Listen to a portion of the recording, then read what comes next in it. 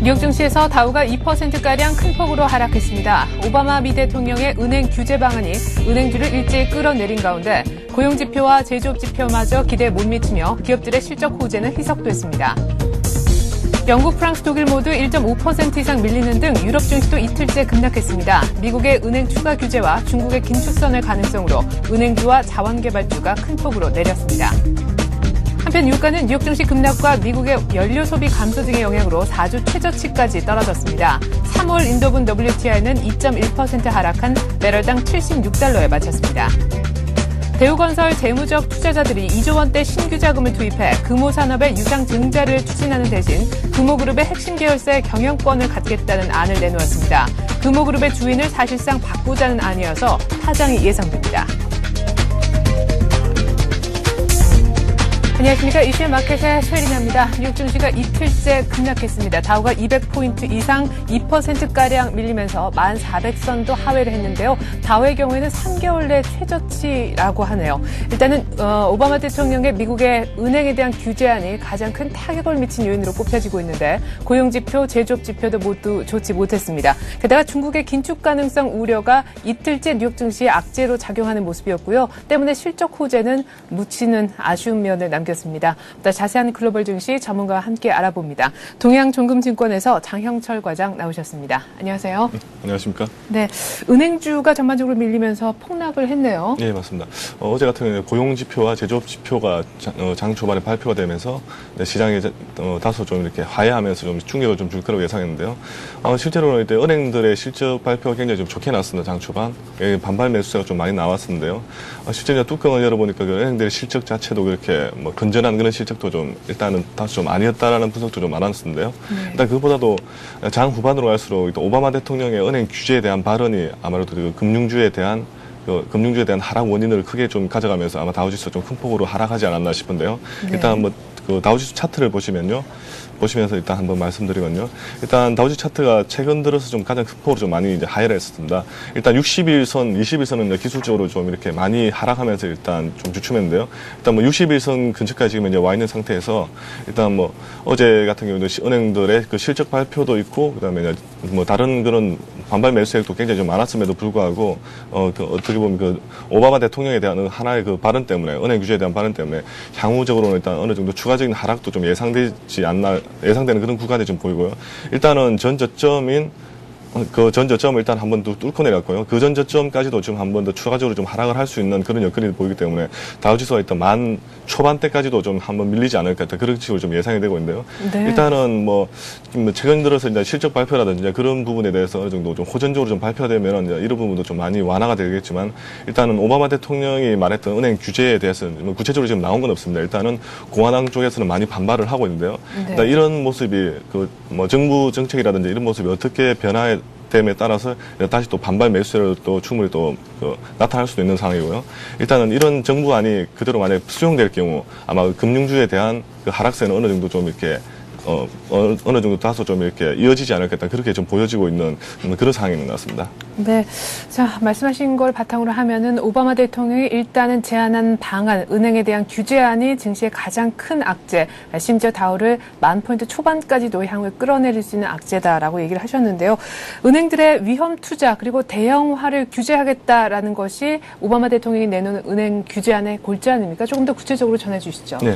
일단 오바마 대통령이 지난주부터 시작해가지고 그냥 은행주들에 대한 칼을 어떻게 보면 휘둘렀는데요. 예. 지난주에 이제 공적 자금에 대해서 은행들에게 세금을 분배금 형식으로 부담을 하겠다. 지난주에 그렇게 이제 발표가 됐습니다. 그걸로 인해서 재정 수지를 어느 정도 좀 확보하겠다는 그런 말이 나왔는데요. 네. 그러면서 어제 같은 경우에도 이제 또 발표됐던 게 은행들이 어느 정도 대형화는 은행들의 규모를 다소 좀 이렇게 축소시키든지 아니면 지금 형태에서 더 이상 커지지 않게 하고 그다음에 투자를 할 수 있는 투자 그 규제도 좀 많이 이렇게 활성화시키겠다고 일단 말을 했는데요. 네. 일단 대형 은행들이 어떻게 보면 금융위기를 좀 많이 부추겼다는 게 대해서 아무래도 그 정부에 대해서는 이렇게 가지고 있는 방침인 것 같고요. 네. 그리고 좀 제일 컸던 게 일단은 은행들의 고유한 계정인 상업은행과 투자은행으로 좀 많이 나누는데요. 일단 그 금융위기를 같이 촉발시켰던 은행들의 대부분이 상업은행들이 오히려 투자은행에 대한 업무를 좀 많이 하다 보니까 네. 그런 부분이 좀 많이 터져 나왔던데요. 쉽게 말해서 상업은행이 가지고 있는 게 대체적으로 예대 마진에 대한 업무만 순수하게 얘네들이 이제 하라. 근데 그런 식으로 그게 골자가 본업에 좀, 충실하라는. 예, 본업에 충실하는 게 이제 골자가 좀 컸던 것 같고요. 그다음에 뭐 헤지펀드라든지 아니면 다른 투자은행에 대한 업무는 투자은행에 맡기겠다라는 게 아무래도 규제를 좀 그렇게 큰 폭으로 좀 강했던 게 큰데요. 일단 상업은행들이 미국의 상업은행들이 뭐 뱅크 오브 아메리카나 그런 상업은행들이 굉장히 커지게 됐던 그 이유 중에 하나도 보면 큰 자본을 가지고 투자은행 업무를 했기 때문에 지금 현재 그 상업은행들이 굉장히 큰 폭으로 수익도 많이 냈는데요. 네. 자, 이런 규제를 해봄에 따라서 아무래도 상업은행들에 대한 향후의 순이익에 대한 그 위축도 좀 많이 충분히 나타날 수 있기 때문에 아마 그런 쪽에서 좀 많이 반발을 하고 있는 것 같고요. 그러다 보니까 오히려 투자자들에 대한 투자 수요도 그다음에 매수세도 좀 많이 떨어지지 않나, 오히려 좀 매도세도 좀 많이 나타나지 않나 그런 부분이 나타나는데 뭐 이런 부분에 대해서는 솔직히 그 미국 같은 경우는 이제 금융은행 자체가 상업은행 자체가 굉장히 좀 크기 때문에 이런 부분이 어떻게 진행될지에 대해서는 뭐 쉽게 뭐 예측을 할 수는 없는데 일단은 뭐 대통령이 이 발언을 했기 때문에 아마 이런 부분에 대해서는 시장에서 그대로 이제 충격으로 좀 다가온 것 같고요. 향후 이게 국회로까지 대안돼가지고 이게 뭐 법으로까지 통과될 거에 대해서는 많은 좀 이렇게 뭐 고통이 따르지 않을까 그렇게 일단 점쳐 봅니다. 네, 대마불사 신화를 막기 위해서 오바마 대통령이 상업은행과 투자은행 IB를 분리하는 초강수의 어떤 칼을 일단은 꺼내 들었습니다. 때문에 은행주들은 직격탄을 맞으면서 폭락하며 전반적으로 크게 약세를 보였는데요. 이런 가운데 골드만삭스는 어제 기대를 모으면서 4분기 실적을 내놓았습니다. 일단은 순이익은 괜찮았다고 하는데요. 네, 맞습니다. 일단 순이익은 굉장히 좋게 나왔습니다. 그래서 장 초반에 이제 1%대 이상 상승을 했었는데요. 일단은 뭐 순이익보다는 매출액 자체가 좀 이렇게 지난 분기보다는 그렇게 좋지가 않았던 게 일단은 그 유보금 상태에 있는 상태를 이제 자산 계정으로 약간 회계적으로 좀 처리를 했습니다. 예. 유보금을 좀 줄이면서 자산 계정을 늘리면서 오히려 그게 순이익이 좀 많이 증가되는 그런 효과를 많이 봤었는데요. 일단 뭐 순이익 그 계정으로 따져버리면 전년 동기 대비해서는 일단 흑자로 좀 큰 폭으로 좀 전환하면서 아무래도 주가에 좀 이렇게 반등에 대한 모멘텀이 나타나는데요. 일단 뭐 내부적으로 유보금에 대한 이제 비중이 좀 축소되면서 순이익이 좀 증가됐다는 그런 모습 때문에 어느 정도 좀 이렇게 매수세가 좀 이렇게 약간 떨어지지 않았나 그냥 그렇게 좀 보이는데. 아리송한 그런 실적이군요. 예. 그러다가 이제 그 오바마 대통령의 은행 금융권 규제 때문에 아무래도 큰 폭으로 대형 은행들이 좀 이렇게 하락세를 좀 나타냈고요. 뭐 어제도 그랬지만 최근 들어 그 은행들 실적이 좀 특징이라든지 특징이 보면 그 지방 중소형 은행들이 보면 이렇게 최근 들어 손실폭이 굉장히 좀 줄어들고 그다음에 모기지 쪽 관련돼가지고 이게 회복세를 나타내면서 지방 중소은행들은 좀 강하게 상승하는 모습을 보이는데 반해서 이제 대형 은행들이 좀 많이 이렇게 타격을 받으면서 주가가 좀 이렇게 많이 힘을 좀 못 쓰는 그런 모습이 좀 최근 그 미국 금융주에 대해서 좀 이어지고 있는 그런 특징적인 그 이유 중에 좀 하나인 것 같습니다. 네. 자, 이렇게 해서 은행주는 일제히 약세를 보였습니다. 골드만삭스 자체도 내리면서 끝난 걸로 알고 있는데 말이죠. 다른 이베이라든가 스타벅스는 실적이 괜찮았다면서요? 예, 맞습니다.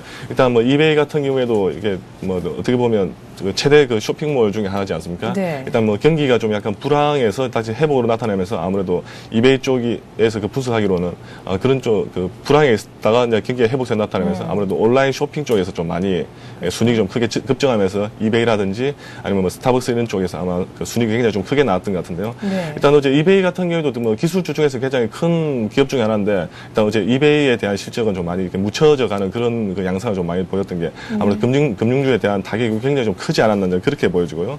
그리고 지금 실적 시즌 맞이해서 이제 최대 크게 좀 많이 나왔던 게 일단 시장에서는 뭐 IBM 같은 경우도 실적이 나왔지만 그렇게 좋지 않았다 하지만은 우리에게 남아 있는 건 골드만삭스와 그다음에 기술주로는 대표되는 게 애플이 남아 있다고 나와 있는데요. 일단 뭐 골드만삭스는 이제 발표됐는데 예. 그렇게 뭐 좋은 반응을 나타내지 않았는데요.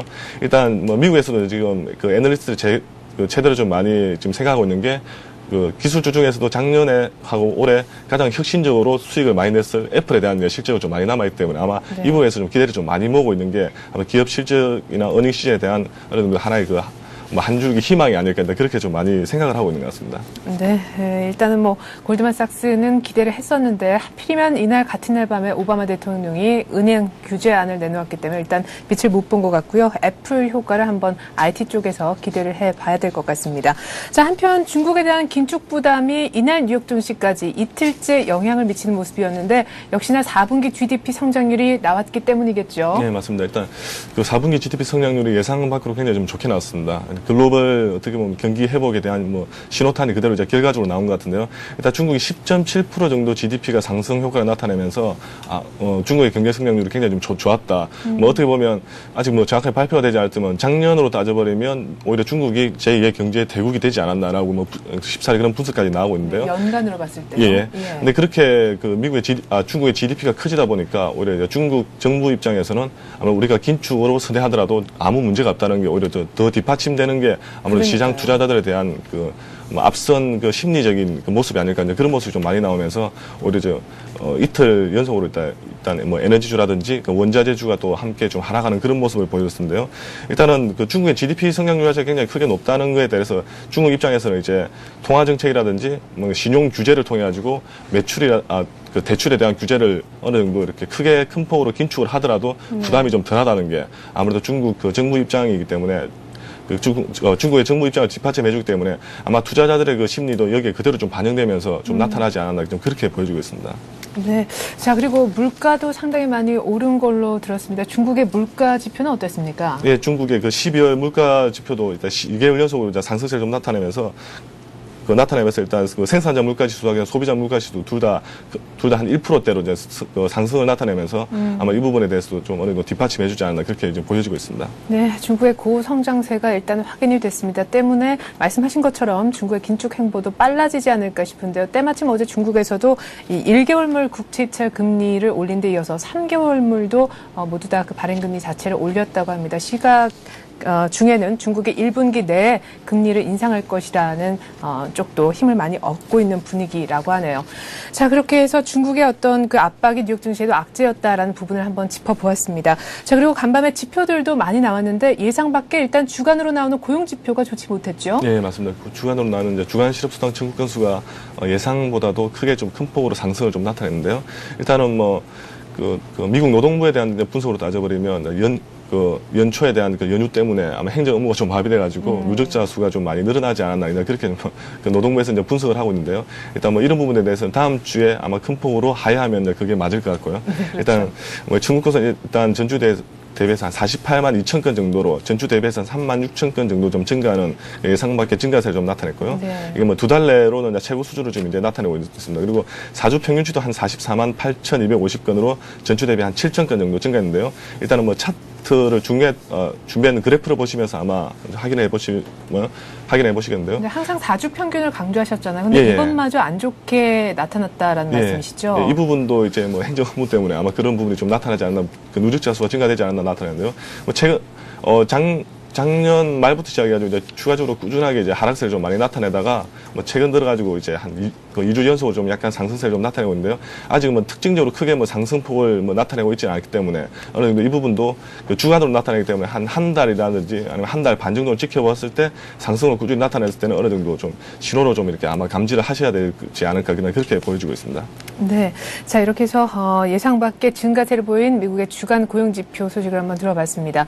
고용지표뿐만이 아니라 제조업 쪽도 그렇게 분위기가 좋지 못했다고 들었는데 미국의 12월 경기 선행지수도 또한 함께 발표가 됐지 않습니까? 네, 맞습니다. 일단 12월 경기 선행지수도 발표가 됐는데요. 일단 12월 경기 선행지수는 전월 대비해서 한 1.1% 정도로 해가지고 상승으로 좀 나타냈습니다. 일단 경기 선행지수가 향후 상승으로 나타났기 때문에 경기 선행지수의 어떻게 이론적인 배경으로 보면 앞으로 6개월 동안에는 경기가 어느 정도 계속 살아날 것이라고 일단 그렇게 예상을 좀 많이 하고 있는 것 같고요. 일단 3개월 내 최대 상승률을 좀 나타냈던 게 좀 특징적이었습니다. 그리고 또 어제 발표됐던 게 일단 제조업 지표도 하나 발표됐는데요. 필라델피아 제조업 지수가 이제 발표됐는데 실제로는 이전 지보다는 약간 좀 소폭 좀 하락을 했습니다. 하지만 이제 15.2 정도로 해가지고 일단 아직은 제조업 경기가 확장세에 좀 있다고 나타낼 수 있는데 일단 전월 대비해서는 일단 소폭 좀 이렇게 하락을 하면서 어느 정도 제조업 경기가 다소 약간 좀 보합 상태라든지 그런 식으로 가지 않을까 일단 그렇게 좀 많이 보여주는데요. 일단 이 부분도 그래프를 통해 가지고 한번 확인해 보시는 게 좀 좋을 것 같습니다. 네. 일단 그래프를 보시면요, 필라델피아 제조업 지수 같은 경우에도 최근 들어서 큰 폭으로 이렇게 경기가 확장 국면에 좀 이렇게 접어들었다가 오늘 발표됐죠. 오늘 발표되면서 좀 약간 소폭 하락하는 그런 모습 보이는데요. 네. 아직도 확장 국면에는 제조업 지수가 있기 때문에 제조업 지표가 확장 국면에 있기 때문에 이 부분에 대해서는 그렇게 크게 시장에서 그렇게 많이 반응을 하지 않았던 부분이 아닐까 그냥 그렇게 좀 보여지고 있습니다. 네. 자, 일단 지표는 역시나 어닝 시즌에 들어갔기 때문에 발표는 되고 있지만 안 좋은 것은 오히려 악재로 좀 받아들이고 그저 그랬던 지표는 호재가 있더라도 그 호재성이 조금 묻히는 듯한 모습이었는데요. 간밤에는 오바마 대통령의 은행 규제 때문에 그나마 괜찮았던 실적마저도 어닝 시즌이지만 그럼에도 불구하고 묻히는 모습이었습니다. 오늘 밤에도 실적 발표는 계속되잖아요. 네, 맞습니다. 오늘 밤에 이제 실적 발표가 되는 그 기업 중에 하나는 재작년까지 시총 1위 기업 중에 하나였습니다. 그 제너럴 일렉트릭 GE가 실적 발표되고요. 네. 그다음에 대표적인 그 소매 업종입니다. 맥도날드도 이제 발표가 되는데요. GE 같은 경우는 이전치에 비해서 이제 예상치는 소폭 좀 하락할 것이라고 그렇게 예상되고 있는데 이 부분이 좀 항공 엔진 부분 쪽 사업이 좀 어느 정도 위축되면서 좀 약간 소폭 하락하지 않을까 그렇게 좀 보여지고 있고요. 맥도날드 같은 경우에는 이전치에 비해서는 그 예상됐던 이제 발표치가 1달러 선을 넘어서면서 1달러선을 넘어서면서 좀 소폭 강세로 좀 나타낼 것이라고 좀 일단 그렇게 좀 순이익이 많이 급증할 것이라고 좀 그렇게 예상되고 있습니다. 시장에서는. 네. 자, 그리고 미국의 금융 규제안이 유럽 쪽에도 역시나 영향을 미쳤었는데요. 유럽도 이틀째 유럽은 이미 급락을 그 전부터 시작하지 않았습니까? 네, 맞습니다. 어제 같은 경우에는 유럽 같은 경우에는 미국과 중국에 동시적으로 이제 악재를 좀 많이 받았는데요. 일단 뭐 미국에서 받았던 악재 중에 하나는 이제 금융주들의 급락하는 패턴 나타나면서 오히려 네. 그 유럽의 주요 그 은행들도 6%대, 크게는 6%대까지 이렇게 급락하는 그런 패턴 보였고요. 그 다음에 중국의 긴축 선회를 긴축으로 이제 선회할 수 있는 그 가능성이 굉장히 좀 크게 시사되면서 다시 또 한 번 더 에너지라든지 원자재주가 다시 한 번 더 하락폭을 좀 키우면서 그 유럽 주요 증시 한 1%대 정도 하락하는 그런 모습을 좀 보였던 것 같습니다. 네. 자, 한편 상품 쪽은 어떻게 끝났는지 모르겠는데요. 오바마 대통령 발언 때문에 일단 달러화가 좀 강세를 보였다고 들었습니다. 유가가 만약 빠졌으면 이제는 배럴당 얼마인가요? 유가가 지금 현재 78.08달러 선으로 지금 현재 아직 마감을 하고 있는데요. 일단 유가 같은 경우에는 일단은 달러에 대비해서 좀 굉장히 좀 큰 폭으로 좀 많이 움직이기 때문에 뭐 어제 같은 경우에는 이제 달러 상태가 좀 초반에는 좀 강세로 좀 나타냈다가 나중에 이제 은행주에 대한 규제에 대한 그 업무가 나타나면서 좀 약세로 좀 달러가 지금 나타났는데요. 네. 일단 달러는 어느 정도 좀 보합세를 좀 마감을 했고요. 달러에 대비해서 유가 같은 경우는 한 2%대 정도 하락을 하면서 달러가 한 76.08달러 정도로 일단 마감했던 게 특징적이 있습니다. 그리고 이제 금값 같은 경우에도 어제 같은 경우는 소폭 하락으로 좀 마감을 했는데요. 온스당 한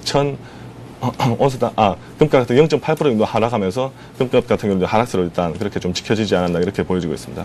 네. 자, 이렇게 해서 뭐 상품 쪽 그리고 유럽 증시 마감 상황까지 한번 알아봤습니다. 오늘 밤에는 제너럴 일렉트릭 그리고 맥도날드의 실적 발표가 있다고 말씀하셨는데요. 다음 주 일정은 어떻게 됩니까? 예. 다음 주 같은 경우는 월요일부터 이제 금요일까지 좀 빡빡하게 일정이 돌아가는데요. 네. 다음 주 같은 경우는 주택 지표부터 시작해가지고 이제 여러 가지 지표가 나와 있습니다. 일단 다음 주 월요일 같은 경우는 12월 이제 기존 주택 판매 호수가 이제 발표가 되는데요. 이제 이 부분도 좀 중요한 그 주택 지표 중에 하나로 좀 체크를 해보셔야 될 것 같고요. 네. 그리고 화요일 같은 경우에는 화요일도 이제 그 1월 주택 가격 지수가 발표되고요. 그 다음에 케이스 실러 주택 가격 지수가 발표됩니다. 그리고 FOMC 그 정책회의가 이제 발표되는데 이 부분이 아마 향후에 출구 전략을 어떻게 짜갈지에 대해서 좀 한번 확인을 해보셔야 될 것 같고요. 네. 그리고 수요일 같은 경우는 이제 원유재고 보고와 12월 내구재 주문하고 12월 신규 주택 판매 호수 이 부분도 한번 체크 좀 해보셔야 될 것 같습니다. 그리고 목요일은 대표적인 고용 그 지표 중에 하나죠. 실업수당 청구건수가 발표될 예정이고요. 금요일 날 또 중요한 그 지표들 좀 많이 발표될 예정입니다. 일단 4분기 GDP와 고용 비용 지수, 그다음에 개인 소비가 발표되고요. 그다음에 1월달 미시건대 소비자 신뢰 지수와 그다음에 1월 시카고 PMI가 이렇게 잡혀 네, 있습니다. 지금 노란색이 다 중요하다라고 네. 말씀하신 거죠? 시장에 어느 정도 영향을 좀 많이 미칠 확률이 있기 때문에 한번 이 부분은 좀 체크를 해보시는 게 좋지 않을까 그렇게 보여집니다. 네, 다음 주는 또 정신없이 지표 발표하느라고 바쁠 것 같습니다. 이렇게 해서 오늘 글로벌 증시는요, 동양종금증권 장영철 과장과 함께했습니다. 과장님 말씀 잘 들었습니다. 감사합니다.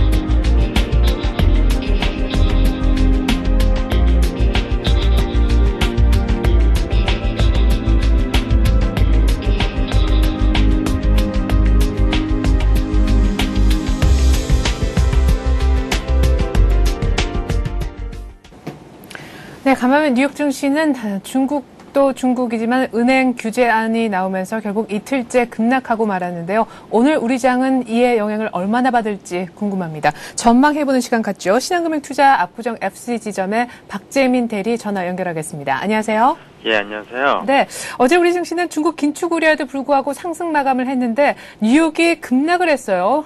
오바마 대통령의 은행주 규제안 때문이었는데 오늘 우리 장에 영향이 얼마나 있겠습니까?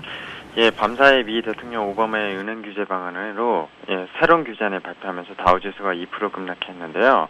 전일 반면 코스피는 전날 다우 하락에도 상승세를 이어나갔지만 금일은 아무래도 미국 증시의 큰 조정으로 하락을 좀 면치 못할 것으로 보입니다. 전일 중국발 긴축 우려로 그리고 미 증시 조정으로 코스피는 다시 대체 1700선을 무너졌었는데요. 오후 시간이 될수록 삼성전자와 LG디스플레이, 자동차 업종 기존 대형 주주들이 반등하면서 지수는 종가 기준으로 1722선, 삼성전자는 종가 기준으로 최고가인 85만 원에 마감하였습니다. 외국인이 시장에서 1345억 원의 순매수를 기록하였는데 이 중 삼성전자로 1200억 원, LG디스플레이로 500억 원 샀습니다.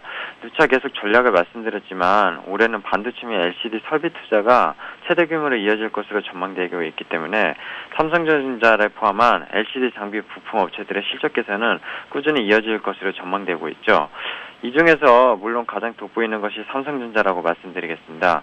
물론 전날 밤사이 램버스가 삼성전자 특허 라이선스 계약을 체결했다는 소식이 전날 삼성전자를 더욱 끌어올린 호재라고 볼 수 있겠는데요. 삼성전자가 올해 연결 기준 영업이익이 지난해 10조 9천억 선에서 14조 8천억 선으로 증가할 것으로 시장에서는 보고 있습니다. 이는 반도체 시장과 TV, 핸드셋 등도 호황 국면으로 접어들 가능성이 커졌기 때문이죠. 삼성전자를 선두로 증시는 더 상승할 개연성이 어느 국면을 봐도 커졌다고 좀 봐도 되겠습니다. 그리고 전일 중국발 악재가 아무래도 증시에 좀 찬물을 끼얹었는데요. 한국 증시는 지금 기업들의 실적과 함께 모멘텀을 만들고 있는 상황입니다. 계속 긍정적인 시간을 갖고 정부 정책 관련주에 주목을 좀 할 때가 맞다고 생각이 드는데요. 지난주에 말씀드렸죠. 90년대 후반이 유선통신 시장의 패러다임이었다면 지금은 무선통신, 친환경 에너지 이 두 패러다임이 새로운 역사를 만들어내고 있다고 해도 과언이 아닙니다. 지금 시장은 논리적인 전통적 주가 산정 방식으로 생각할 수 없는 시장이 연출되고 있다고 생각을 하셔야 되겠습니다. IMF 때 이후 IT 버블 때와 같이 시장의 패러다임을 만들 수 있다고도 생각이 드는데요. 연초부터 정부 정책 테마 관련주들이 들썩거리면서 시장을 흔들어도 조정은 짧게 가고 상승폭은 길어지고 있습니다. 중국의 긴축이 어저께 발표가 났는데 4분기 GDP가 10.7%를 기록했죠. 그리고 올 1분기 이런 GDP 수치가 두 자릿수에 진입하고 부동산 가격이 상승하면서 경기 속도 조절의 의미로 중국 긴축 정책을 본다면 거시적으로는 바람직하다고 좀 판단되겠습니다. 그래서 결국 단기적인 악재가 중장기적인 성장을 크게 할 수 있는 발판이 될 것이기 때문에 금융위기를 딛고 일어서는 이런 악재들을 극복하면서 국내 증시는 더 펀더먼털 상에서 높이 상승할 수 있는 힘을 갖게 된다고 봐야 할 것입니다. 네, 일단 기본적으로 정부 정책 수혜주에 대한 관심 갖자라고도 말씀하셨는데 수급을 조금 보면 말이죠. 외국인들 어제까지 또한 나흘째 사줬고 연기금도 기관 내부적으로는 또 어제까지 계속해서 순매수세를 이어오고 있는데 문제는 투신입니다. 이 투신이 과연 언제까지 팔 것인가에 대한 의문이 남아 있는데요. 수급 먼저 조금 체크를 하면서 오늘 투자 전략까지 함께 좀 세워주시죠. 예, 올 들어서도, 투신의 매도세가 지금 계속 그칠지 모르고 있습니다. 보면은, 21일 기준으로 올해만 투신 매도 물량이 1조 3천억 가까이 집계가 되더라고요. 그래서 외국인의 적극적 매수가 없었다면은, 지금 지수 1700, 여기까지 올라가는 상승 탄력이 분명히 주춤했을 것입니다. 여전히 팔자를 유지하는 투신이 언제까지 팔 것인가 생각을 해봐야 될 것 같은데요. 과거 지수가 1700에서 1900선에서 펀드 자금 유입이 가장 많았었습니다. 그래서 대부분의 간접 투자자들, 펀드 가입자들이 지금은 원금 회복에 다가서는 시점이기 때문에 펀드 환매 욕구가 계속 이뤄지고 있는 상황인데요. 작년부터 계속되는 기간 매도 물량의 80%가 이러한 펀드 환매 물량으로 파악되고 있습니다. 그래서 이러한 물량이 계속 상승할 수 있는 국내 증시의 발목을 잡고 있는 상황은 분명합니다. 1800선에 20조 원, 1900선에 16조 원 가까이 이 간접 투자 펀드에 유입된 것으로 파악되기 때문에 이에 대한 자금이 유출된다면 증시는 꽤 타격을 받을 수 있겠습니다. 이를 받쳐주는 구원 투수가 여기에 이제 외국인과 말씀 잘하신 이제 연기금 그런 쪽인데 이 두 세력의 매수세만 올 한해 받쳐준다면은 아무래도 펀드 판매 물량을 좀 받쳐주면서 큰 증시 하락은 없을 것으로 판단되고요. 어제도 말씀드렸지만 지금 투자 전략은 지수에는 좀 연연하지 않으시면 될 것 같습니다. 사실 연기금과 외국인이 사는 업종 그런 종목 쪽으로 관심을 가지셔야지 지수에 연연하신다면은 지금 장세에서 투자를 하기 좀 어려운 장이거든요. 그리고 어저께는 좀 대표적 수혜주였던 어제가 아니었죠. 그제요. 그제는 이제 대표적 수혜주였던 KT, SK텔레콤, SK브로드밴드 등 통신주들이 이제 기간 지연 사격 범위 안에 이제 들어왔다고 좀 볼 수 있겠는데요.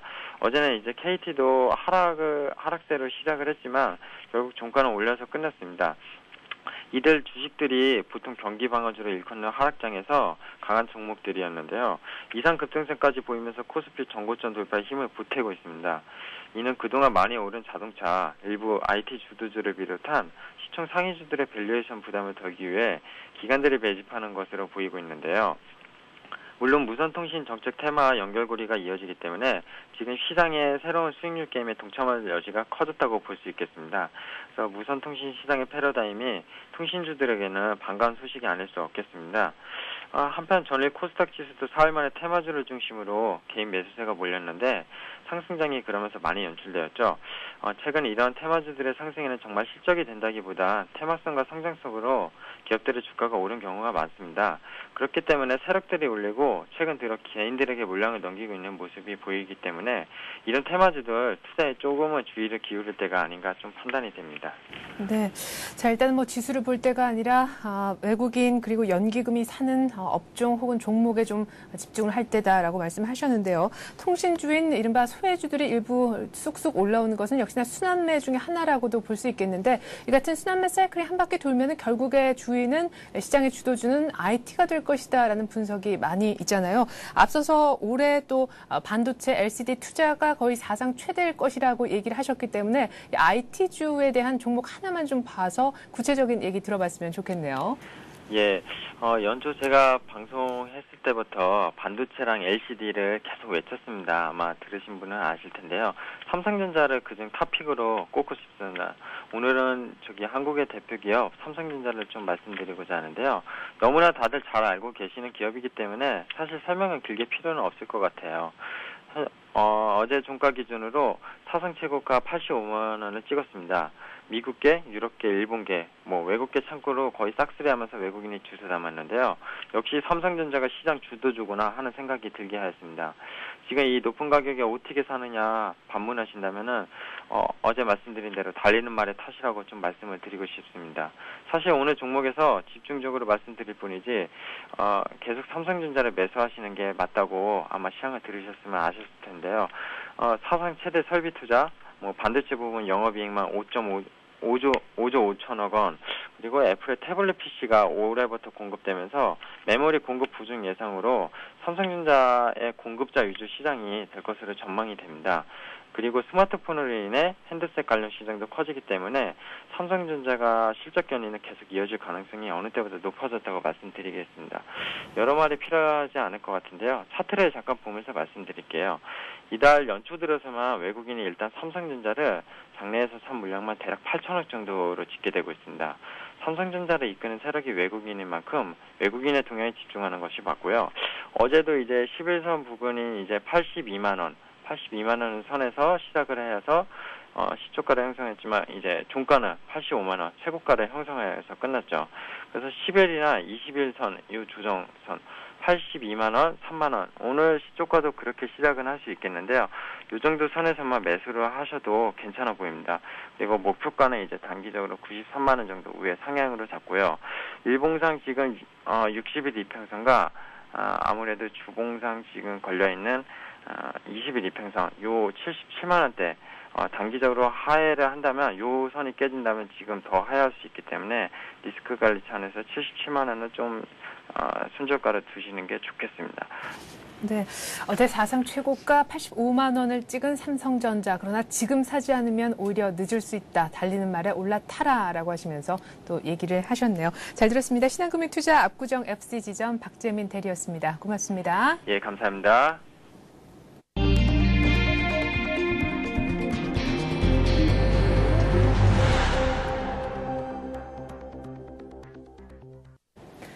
중국의 지난해 4분기 성장률이 10.7%로 두 자릿수를 기록을 했죠. 전문가 예측치를 훌쩍 뛰어넘는 이 같은 결과를 놓고 중국 경제가 과열 국면에 진입하고 있다는 분석이 힘을 얻기 시작했는데요. 이를 계기로 중국 정부 또한 본격적인 긴축의 속도를 낼 것이라는 예상이 많습니다. 어제 비상경제대책회의를 주재했던 이 대통령이 하는 총재도 시장 같은 곳을 찾아보는 게 좋겠다라고 얘기를 해서 이같이 말한 배경에 관심이 쏠리고 있습니다. 한간에는 이 총재가 계속 출구 전략의 필요성을 얘기하니까 이에 못마땅하게 여긴 이 대통령이 우회적으로 불만을 표시한 것이 아니냐 하는 관측도 나오고 있습니다. 정부가 올해 취업자 증가 목표치를 당초보다 5만 명이나 많은 25만 명으로 높여 잡았습니다. 또 그 신규 고용을 창출하는 중소기업에 대해선 세제 혜택까지 주기로 했습니다. 정부가 향후 10년 내 항공산업을 지금보다 10배 이상 키우겠다는 청사진을 내놓았습니다. 2008년에는 19억 달러에 불과했던 국내 항공산업 매출이었는데요. 2020년까지는 200억 달러로 끌어올려 세계 7위까지 도약하겠다라는 것이 정부의 야심찬 계획입니다. 미국 출장길에 올랐던 이건희 전 삼성그룹 회장이 어제 오후에 귀국했는데요. 이 전 회장이 경영 복귀를 생각하고 있고 평창 올림픽 지원에 적극 나서겠다고 피력했다고 합니다. 오늘 이 같은 내용 바탕으로 할 텐데요. 한 가지 소식만 조금 더 시간이 나면 보도록 하겠습니다. 대우건설의 재무적 투자자들이 금호산업에 2조 원 이상의 자금을 투입해서 최대 주주로 나서는 파격적인 방안을 채권단에 제시했다고 하는데요. 이 내용도 볼 수 있으면 시간이 허락하는 한 한번 살펴보도록 하겠습니다. 자, 오늘 뉴스 따라잡기 시간은 서울경제신문 민병권 기자와 함께하겠습니다. 민 기자 안녕하세요. 네, 안녕하십니까. 네, 어제 중국의 4분기 GDP 성장률이 나왔는데 예상보다 굉장히 많이 나와서 앞으로 중국이 정책적으로 어떻게 긴축 정책을 가져갈 것인지 그 속도에 관심이 쏠리고 있지 않습니까? 네, 좀 깜짝 놀랄 만큼 수치가 좋게 나왔는데요. 네. 중국의 지난해 4분기 경제 성장률이 10.7%에 달해서 경제 전문가들의 당초 예상을 훌쩍 뛰어넘었습니다. 이에 따라 중국 경제가 과열 국면에 진입하고 있다는 분석이 고개를 들고 있는데요. 따라서 그동안 경기 확장 정책을 펴온 중국 정부도 앞으로 긴축 기조로 방향을 틀지 않겠느냐는 예상이 곁들여지고 있습니다. 중국의 국가통계청은 지난해 경제 성장률이 10.7%라는 소식을 전하면서요. 중국이 세계적인 금융위기 이후 경제 회복과 경제 안정을 동시에 이룬 최초의 국가가 됐다고 이렇게 선언을 했는데요. 네, 지금 그래프가 나가고 있네요. 네, 그렇습니다. 그는 그 세계의 경기 전망이 아직 불확실한 만큼 급격한 경제 정책 전환은 피하겠지만 자산 가격이 너무 가파르게 오르고 있다고 말했습니다. 이는 시중의 자금을 흡수할 수 있음을 시사하는 발언으로 해석되고 있는데요. 다만 이제 실제로 이제 그 중국 당국은 부동산 등의 경기 과열 우려가 커지면서 지난주 은행의 지급 준비율을 인상한 상태입니다. 아울러서 대출 제한을 지시했고요. 네. 또 국채 금리가 인상되기도 했는데요. 이에 따라서 시중에 넘쳐나는 유동성이 흡수되는 게 아니냐, 뭐 이런 관측도 나오고 있습니다. 네. 그렇죠. 근데 참 신기한 게요. 얼마 전까지만 해도 금융 위기 극복을 위해서 각국이 돈을 풀고 그렇게 해서 확장적 재정 정책을 이른바 시행하지 않았습니까? 그런데 단순히 이렇게 경제 성장률, GDP 수치가 예상보다 좀 많이 좋게 나왔다고 해서 이렇게 빨리 또 유동성을 흡수할 것까지 있느냐, 좀 섣부른 거 아니냐 싶기도 하거든요. 물론 이제 논란의 여지는 있습니다. 네. 하지만 그 중국의 경기 과열을 암시하는 지표가 뭐 단순히 경제 성장률만은 아니고요.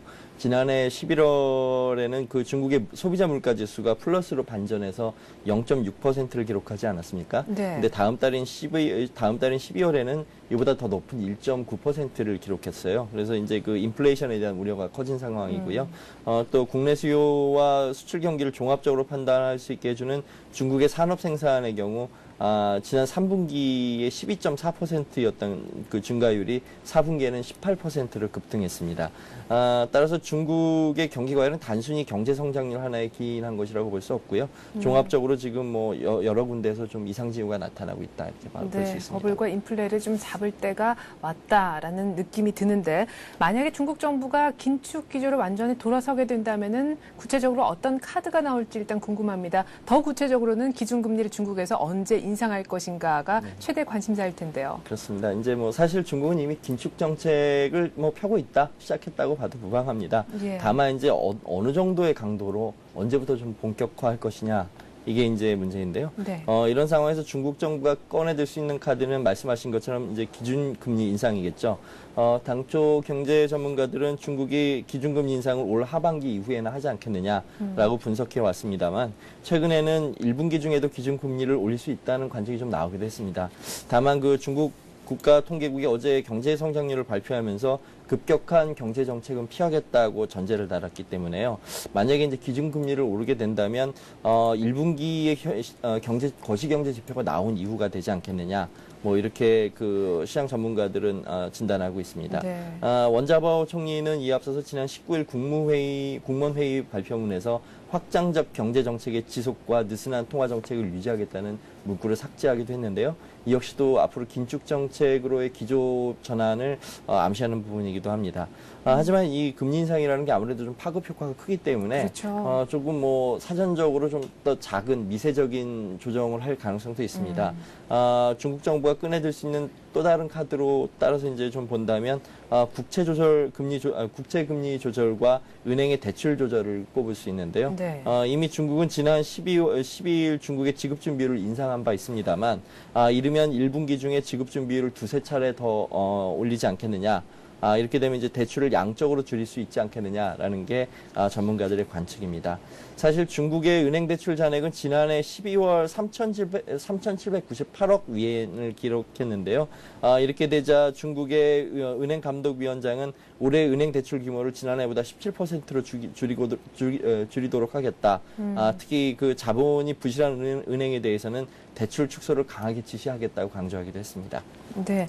자, 그렇다면 중국 은행들의 대출이 이렇게 지금 규제를 해야 될 만큼 급격하게 늘어난 원인은 어디에 있습니까? 뭐 저희도 좀 동병상련의 심정으로 바라볼 필요가 있는데요. 네. 아무래도 이제 집값이 급등하게 되니까 중국 사람들이 내 집을 좀 더 늦으면 구입할 수 없다. 지금이라도 사야 되겠다. 그래서 은행에서 이제 담보대출을 받아서 앞다퉈 집을 사고 있기 때문으로 풀이됩니다. 네. 지난해 중국인들이 주택 구입을 위해서 받은 은행의 자금은 무려 1조 4천억 위안. 즉 우리나라 돈으로 231조 원가량에 달하는데요. 이것은 전년보다 47.9%나 늘어난 대출 금액입니다. 또한 그 부동산 업체들이 은행으로부터 받은 부동산 개발 자금 대출액도 지난해 5,764억 위안을 기록해서요. 전년보다 30.7%나 뛰어오르기도 했습니다. 특히 지역별로 보면요. 서부 지역의 대출 규모가 2조 위안으로 전년보다 37.8%가 늘었고요. 중부 지역도 1조 8천억 위안을 기록해서 33.5%나 뛰어올랐습니다. 이것은 중국 정부가 지역 개발 격차를 해소하기 위해서 상대적으로 그동안 개발이 낙후됐던 서부 지역에 대해 대개발을 단행한 데 따른 후속 조치를 그 여파를 보이는데요. 땅값이 서부 지역에서 치솟자 주택 실수요자와 투기 수요가 동시에 자극을 받아서 대출을 앞다퉈 받고 있다는 게 전문가들의 분석입니다. 네. 자, 앞서서 그 중국은 1분기 거시경제지표가 나온 다음쯤에 기준금리를 인상하지 않겠느냐. 그것이 이제 컨센서스다라고 말씀을 하셨는데요. 그렇다면 한국, 우리는 기준금리를 언제쯤 인상할 것인지도 또 더 큰 관심이지요. 이런 가운데 사실 앞서서 한은은 선제적으로 기준금리를 좀 인상해야 된다라는 쪽에 얘기를 했었고 정부는 아니다. 아직까지는 시기상조다라고 얘기를 했었는데요. 이런 가운데 이제는 이명박 대통령까지 나서서 한은의 어떤 출구 전략 움직임에 대해 우회적으로나마 불만을 표출을 했었다면서요. 네, 좀 이례적인 상황인데요. 네. 이명박 대통령은 어제 창동의 농협유통센터에서 비상경제대책회의를 열었습니다. 근데 이 자리에서 이명박 대통령이 물가와 관계없는 장관들도 현장을 자주 찾아보라고 주문하더니 갑자기 이성태 한국은행 총재에게 고개를 돌려서 한국은행 총재도 시장 같은 곳을 찾아보시는 게 좋겠다고 요청을 했습니다.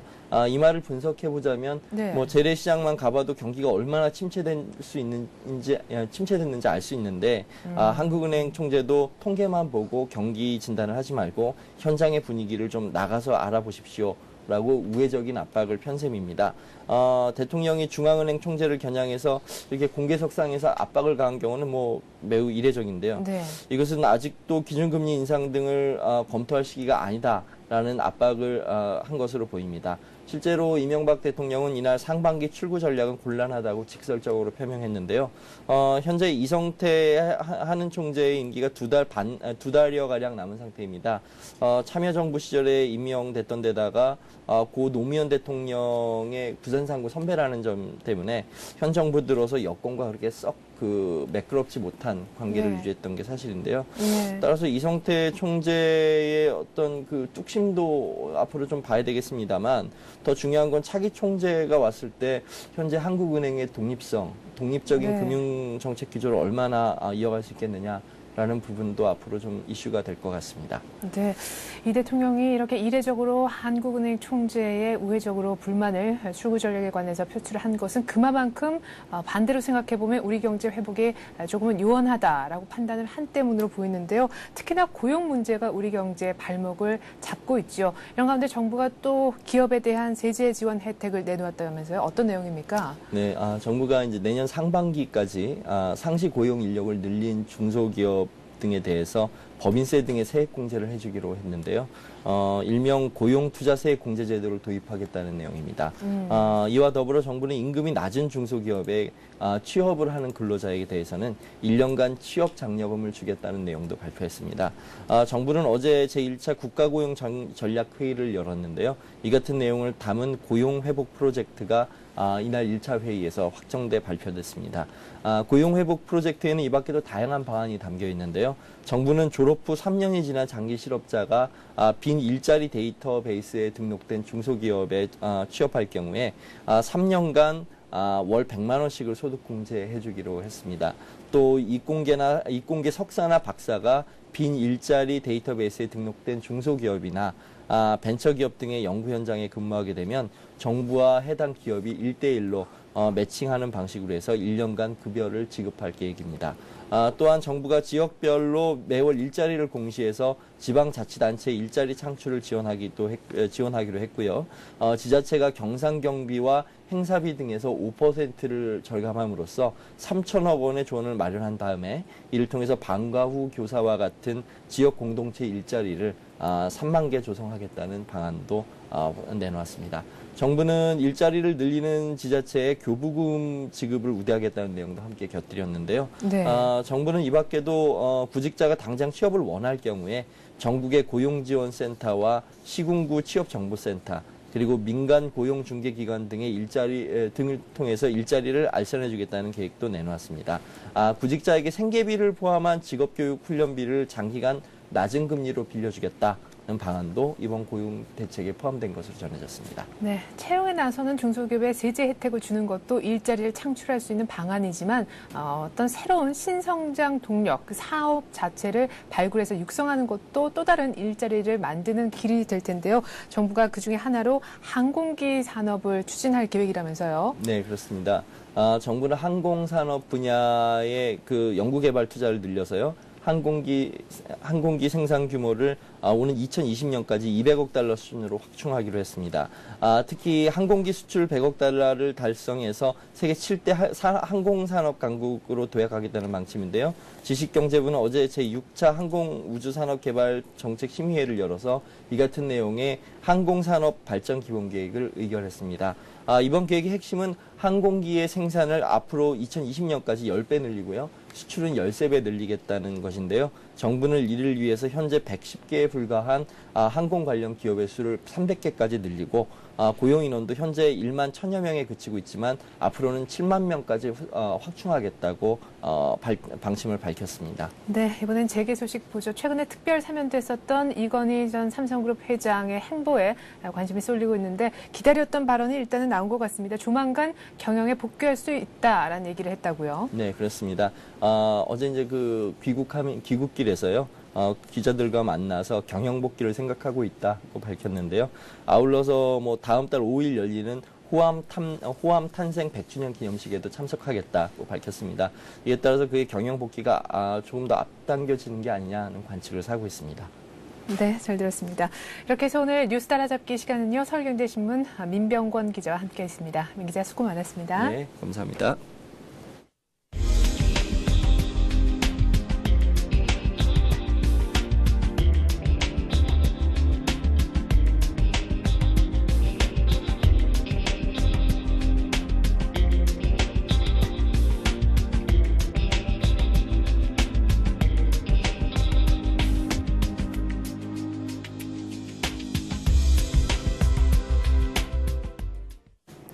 간밤에 열린 뉴욕 증시는 또 급락을 했습니다. 이틀째 급락인데요. 다우가 2% 이상, 200포인트 이상 밀리면서 1400선도 하회를 했습니다. 오바마 대통령이 내놓은 미국 금융주, 은행주에 대한 규제안이 가장 큰 악재였는데요. 중국발 긴축 우려도 이틀째 계속됐고요. 고용지표, 제조업지표도 좋지 못한 가운데 실적 호재는 묻히면서 아쉬움을 남겼습니다. 저는 다음 주에 또 오겠습니다. 고맙습니다.